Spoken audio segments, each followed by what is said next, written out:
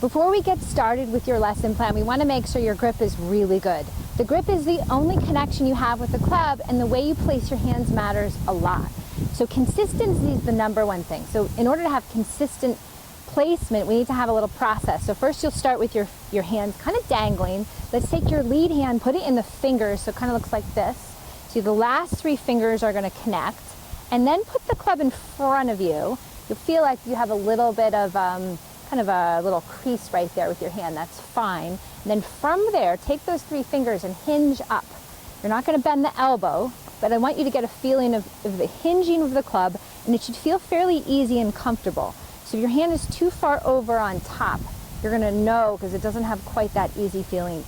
Once you get the comfort zone in the kind of in the creases of your fingers, catch it with the other hand, slide it down, and then you can take these two fingers and either connect them, or you can take the top pinky and just put it right on top. Once you get that feeling, at first it might not feel that comfortable. Check with the creases. So the crease between your thumb and your hand should point to your right shoulder. This crease should be parallel to that and also point to your right shoulder. So when both hands are on the club, if you look down, those creases should be parallel. Now, as I'm looking at the club itself, I want that leading edge, that's the bottom line where all the grooves are, the very bottom line, to be straight up and down.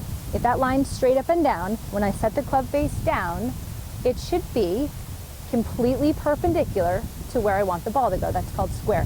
And so when that leading edge is perfect, it should bisect my body up with the zipper, the buttons of my shirt, just cut my body right into. That's a perfectly square face. So here's where it can go wrong. So if one hand is not parallel with the others, that's a bad thing. So just check, make sure that they're parallel. In other words, this crease and this crease are parallel. The other thing that I want you to know is what happens when this top hand starts to slide this way. So there's a name for that. When this hand goes that way, it's called weak, and when it goes this way, it's strong. Same here. So weak hands, strong hands. The language is a little confusing because it has nothing to do with grip pressure itself. It's really just placement. So when it's strong this way, what happens is the club shuts down pretty easily. So if you tend to lose it to the right, people who have the right hand and they have a little bit of a slice, a strong grip is a good thing.